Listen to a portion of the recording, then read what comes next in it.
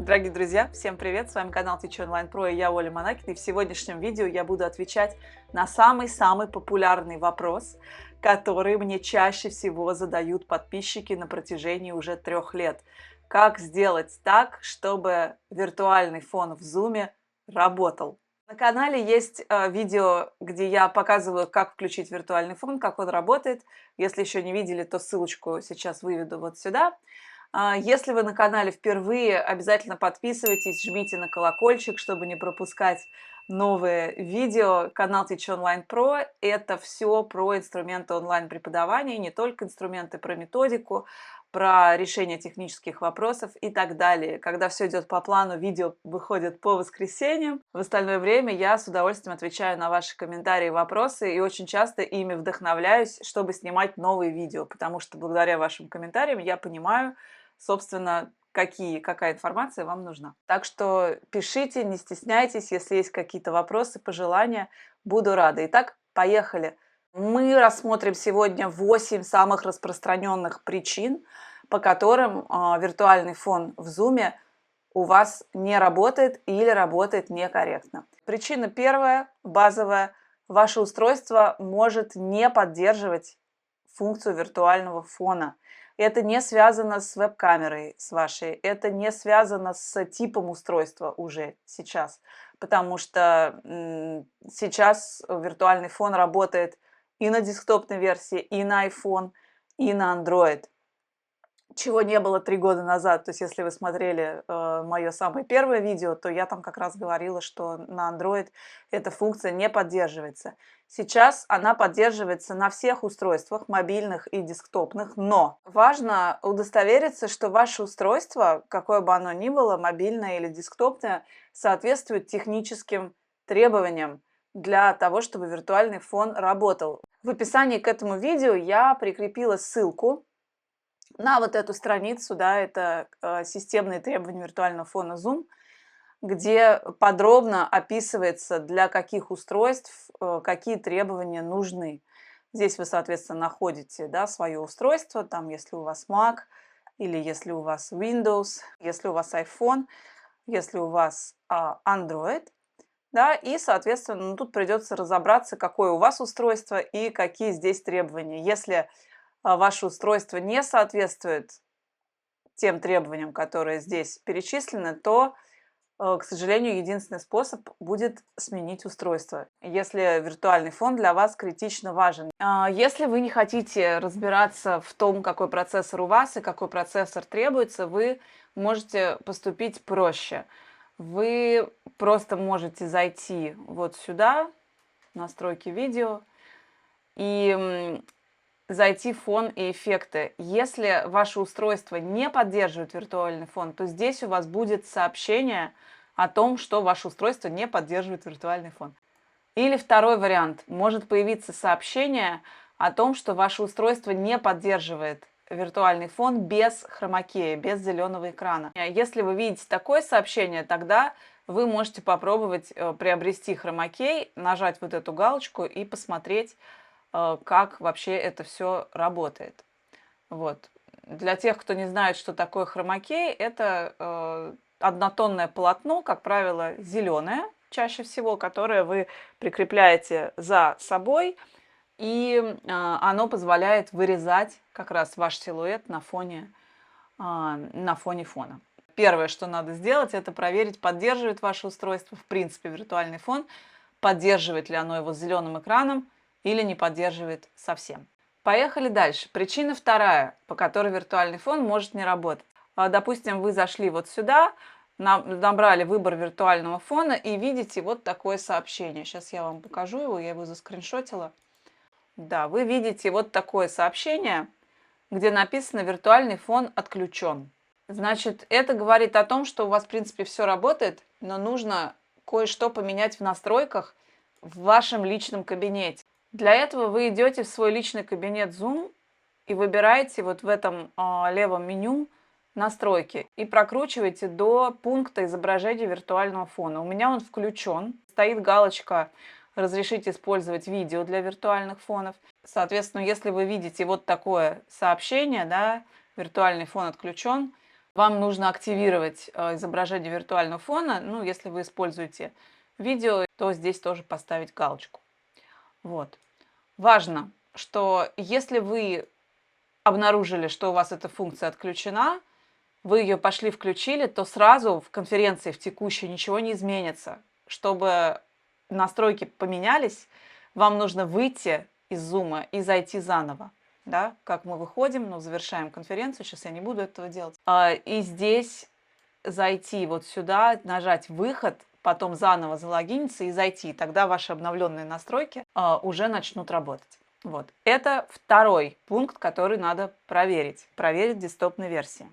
Причина третья, по которой ваш фон может работать некорректно, это плохое освещение. Попробуйте переместиться так, чтобы напротив вас было окно, или источник света был направлен непосредственно на вас. Ну вот сейчас, например, я могу вам показать. Я использую... Не знаю, будет она видна или нет. Я использую вот такую лампу. Она у меня стоит непосредственно за компьютером, и свет направлен на меня. Я также пробовала освещение с 3 точек профессиональное, да, сбоку, и одно направленное на меня. Было тоже неплохо, но за исключением того, что достаточно громоздкая вся эта установка. 3 лампы большие. Ну и в принципе, если вам просто надо хорошо выглядеть и иметь работающий фон, то, возможно, просто хороший источник света, один направленный на вас, эту проблему решит. Но мне лично такой способ освещения нравится больше всего. Больше, чем дневной свет и больше, чем профессиональное освещение с 3 точек, потому что занимает мало места, недорого стоит, не зависит от времени суток, и качество освещения очень хорошее. Если профессиональной лампы у вас нет, и вы не планируете приобретать, тогда экспериментируйте с дневным светом, садитесь напротив окна, или те лампы, которые у вас есть, ставьте тоже непосредственно перед собой и смотрите, как оно работает, помогает или нет. Следующая причина, по которой виртуальный фон может работать некорректно, это непосредственно ваш фон сзади. Не виртуальный, а ваш естественный фон. У меня, могу вам показать, мой настоящий фон. Так, сейчас заходим. Убираем. Вот. Я сижу просто на фоне однотонной стены.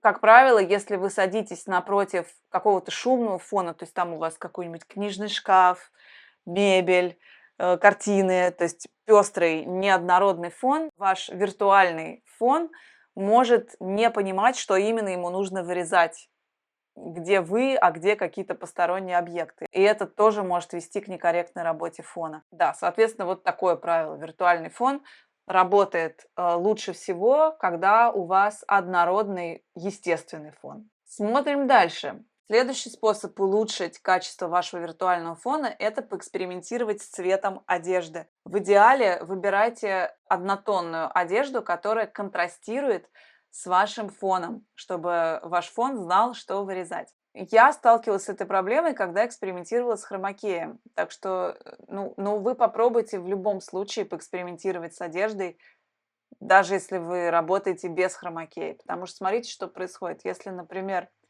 вот здесь вот я нажимаю галочку, у меня есть зеленый экран, то выглядит это вот так вот. Выглядит, в принципе, интересно в каком-то смысле с художественной точки зрения, но это не то, что мы хотим. Возможно, причина в этом. Так что проверяем вот эту галочку. Если у вас нет зеленого экрана, то и не надо здесь ничего нажимать. Если вы работаете с зеленым экраном или с синим экраном, что тоже возможно, потому что есть разные опции, то, соответственно, важно следить, чтобы ваша одежда была не зеленой и не синей, чтобы вы не сливались с полотном на фоне вас. Следующий пункт касается видеофонов виртуальных. Если он у вас поддерживается как таковой, то вы это увидите вот здесь.